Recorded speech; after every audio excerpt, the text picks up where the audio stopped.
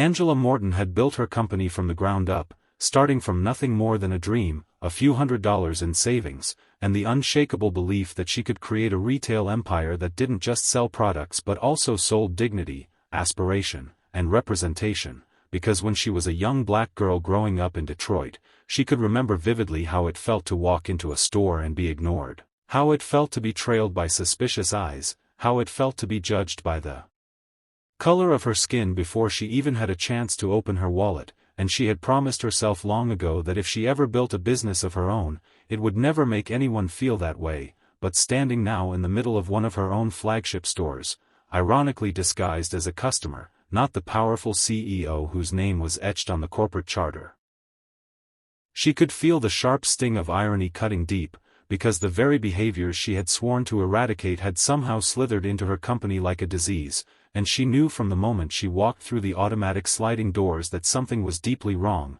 that something in the culture of this location had rotted to the point where it no longer reflected her vision. She had dressed simply that day, deliberately downplaying her status with a casual cardigan, old jeans, and sneakers, her natural hair tied into a neat bun, no makeup other than a hint of lip gloss, her designer bag left at home, and instead she carried a plain purse that gave no clues to her wealth or success, because she wanted to see what her customers really experienced when they walked in without prestige dripping from their appearance. But as soon as she entered, the assistant manager at the front counter shot her a look that landed somewhere between annoyance and superiority, as though Angela's very presence in the pristine, high-ceilinged store was an inconvenience rather than an opportunity.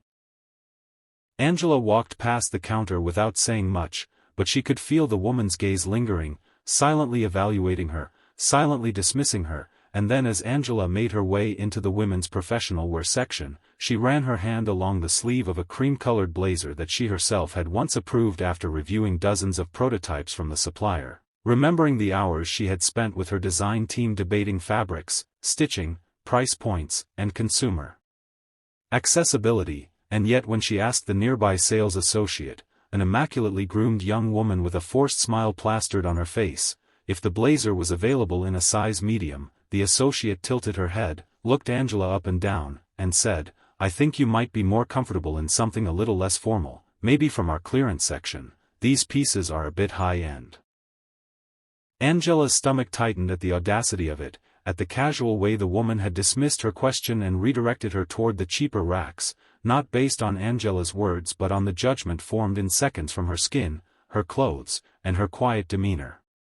Angela tried to remain calm, because this was the test, wasn't it? This was why she had come undercover, to see if her employees lived up to the promise her brand represented, but as she moved from rack to rack, asking a few more questions, she was consistently met with condescension, sighs, rolled eyes, and at times flat-out dismissal, as though her presence was an inconvenience to their time. She finally gathered a few items, some blouses, trousers, and a handbag worth several $1,000s, ironically the kind of luxury her brand had become famous for making accessible yet aspirational, and carried them toward the fitting room, only to be blocked by another associate who said curtly, "These rooms are reserved for premium customers at the moment, maybe check back later." Premium customers? Angela's heart sank, because she knew for a fact her company had no such policy. Every fitting room was for every customer, no matter who they were, and yet here was someone enforcing a hierarchy that shouldn't exist. Angela pressed further, asking politely, "What exactly is a premium customer?" And the associate, with barely disguised disdain, said, "Well, customers who actually buy the higher-end items, not just browse through them." The implication hit her like a slap, but she held her composure, smiling faintly as she said, "I see, thank you," and walked away, but she could hear them whispering behind her, one muttering, "People like her just waste time," and another giggling in agreement, "She doesn't look like she belongs here anyway." Angela clenched her teeth, every muscle in her body tense, but she forced herself to continue the experiment, because anger alone wouldn't solve anything, evidence would. She returned to the racks, this time grabbing even more items, luxury jackets, shoes, jewelry, and stacked them in her arms before heading to the front register. The store manager himself, a stout man in his 40s with thinning hair and an expression of bored arrogance, looked up as she approached and immediately frowned, as though offended by the audacity of her carrying so many expensive items. "Ma'am," he said with a patronizing chuckle, "are you sure you want to check all this out? These pieces are a little out of budget for most customers." Angela raised an eyebrow, her pulse quickening, and said softly, "I'd still like to purchase them." The manager sighed, his tone laced with mock sympathy. "I don't want to embarrass you with a declined card in front of everyone, maybe you'd like to try something more affordable first." It took everything in Angela not to lash out at that moment, but instead she reached into her purse and pulled out her black credit card, one with her name etched in silver, the kind of card only the wealthiest in the world carried, and slid it across the counter. The manager smirked, shaking his head as though preparing for a performance, and swiped the card, only for the machine to immediately beep with approval, printing the receipt without hesitation. His smirk crumbled into stunned silence, his eyes darting from the screen to Angela's calm expression, but Angela said nothing. She simply picked up her bags, turned, and began walking toward the exit. Every employee was watching, whispers rippling through the store, and just as she reached the sliding doors, she stopped, turned back, and spoke loud enough for all to hear, "Stay clocked in. There's going to be a meeting in 20 minutes, and you won't want to miss it." The confusion on their faces was almost comical, but Angela didn't wait for a response. She strode straight into the back corridor, a place she knew intimately from her years of visiting incognito to learn how things ran behind the curtain, and she pulled out her phone, dialing her executive assistant with sharp precision.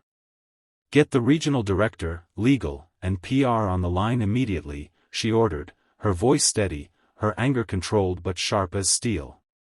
Within half an hour, Angela was standing at the front of the store again, but this time not as an unassuming customer.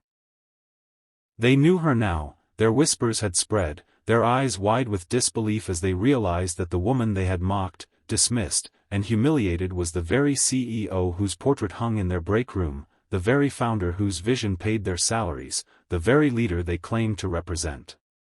The silence was so thick it was suffocating, broken only by the nervous shuffling of feet and the pale face of the manager, who stammered, "Ms. Morton, I didn't know it was you," before Angela raised her hand, silencing him instantly.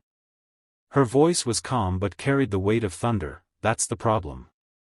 You shouldn't treat people with respect because of who they are.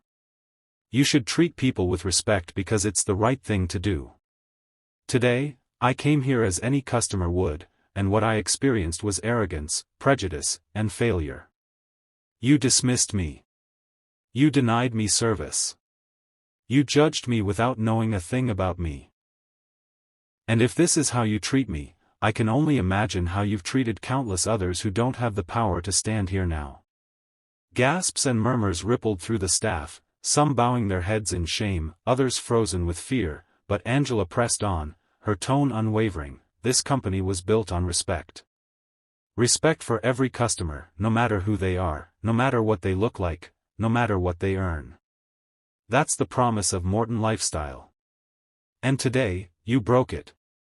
She turned her eyes on the manager, the assistant manager, the associate who had blocked her from the fitting room, and said firmly, "As of this moment, your employment is terminated. Security will escort you out." The words landed like a hammer, the terminated staff members gasping, pleading, their voices trembling with desperate apologies, but Angela was resolute, her expression unflinching. "This is not personal," she said, "this is principle. You do not represent this company, and I will not allow this culture to poison what we've built."